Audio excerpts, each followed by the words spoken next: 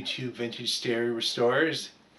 So here on the bench I have a Keldon Citation model KR-101, and this is kind of a unique thing. I've only seen a couple of these around in the last few years.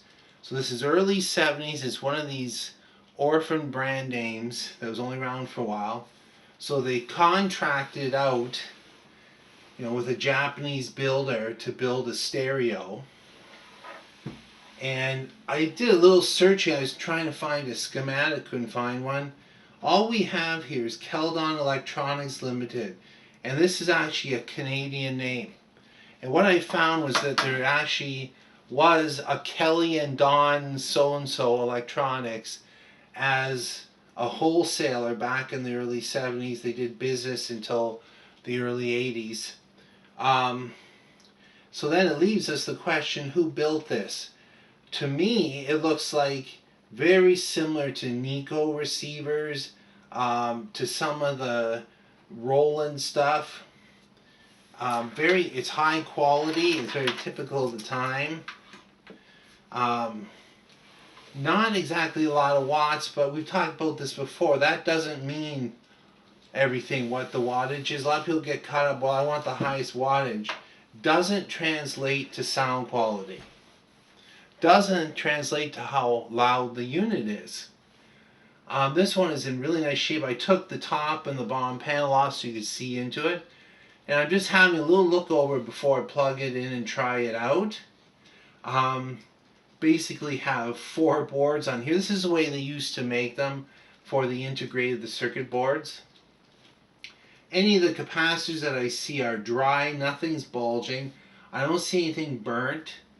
There's some rough soldering around 2 output transistors here, which makes me think maybe they were replaced. Let's see if we can get a good look at it. 2 SD 234s.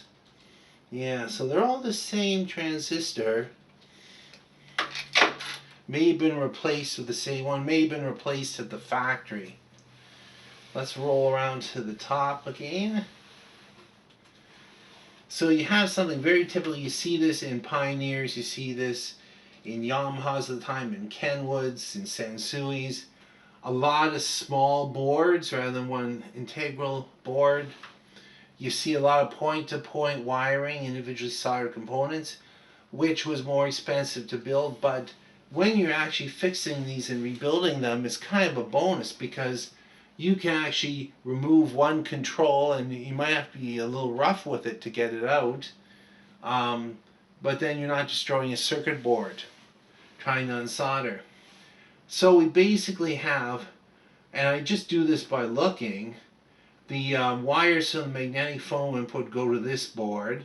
It has a small early NEC integrated circuit that's basically 2 transistors per each channel, and a few components to give you the RIAA curve. You've got a second board, which is the preamp. The wiring underneath ends up on the tone controls and the volume control and the balance control. This here is the AM-FM board. It's basically an AM-FM stereo radio.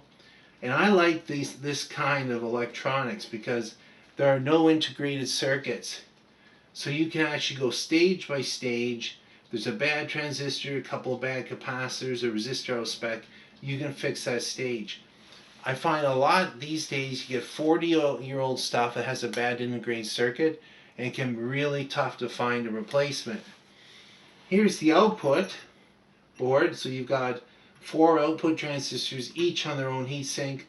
They're NPNs, so it's a quasi-complementary capacitor coupled outputs.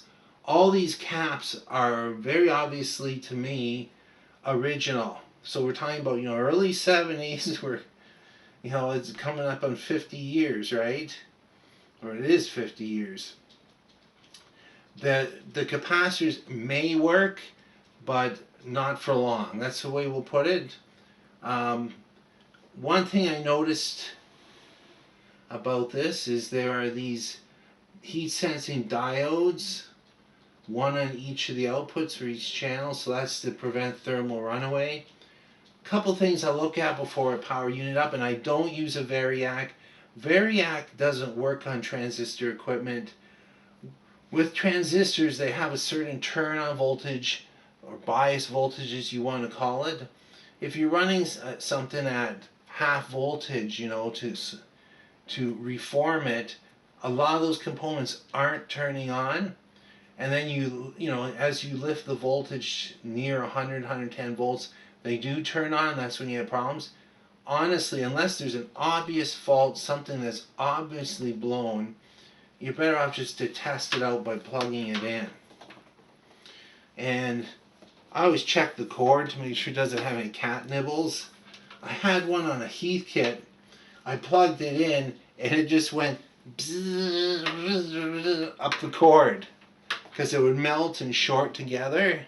And finally it blew the breaker, but it smelled bad and it looked worse.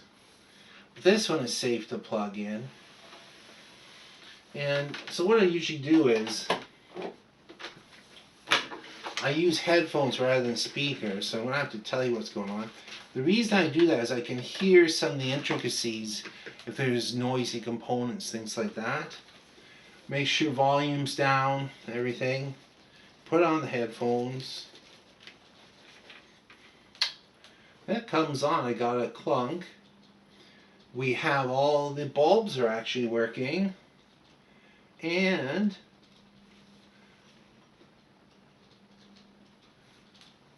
there's an FM station. Let's put an antenna on it. Oh yeah, we're in stereo. FM sounds really good. There is a fluttering in the left channel that I'm hearing. And bit of a hum, high noise floor. This transistor is getting very hot very quickly, and the others are staying cold. Well, it's either a bias issue or feedback. Yeah, there's actually, you can hear there's a low frequency oscillation happening in the left channel. That could be a bad driver transistor. It could be a leaky capacitor. I'm not going to run it very long. Let's see if we can get a meter on that. Just a quick check. Of course, don't have a schematic, so I don't know what the voltages are supposed to be. Let's go on the 200 volt DC. 38.8 volt rail.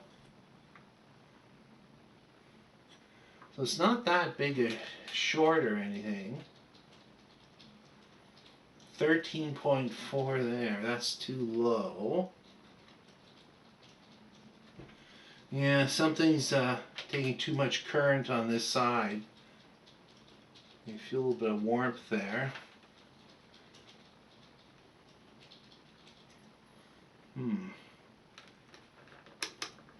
We do a little bias. That's to check the bias right there. Bias is very low, about 2.8 millivolts. So I'm just going to turn that off. I don't want to lose an output transistor. We don't have to. So I have to do a little further checking on this one. That is definitely, if it was just bias, both outputs would be really hot, but it's the one. So what I'm thinking is the driver stage that basically splits the waveform from positive going pulses to minus going pulses, called the Suzuki pair, if you want to look that up. I think this driver transistor here will be bad, or the capacitor associated with it. What I would actually recommend is recapping this channel first and then see what it sounds like.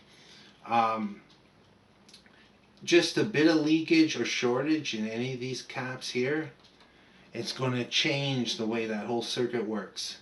And without there isn't a schematic, but it is similar to some. It's similar to some of the small Sansuis like the 222 or the Pioneer SA500. Very similar in board and circuit.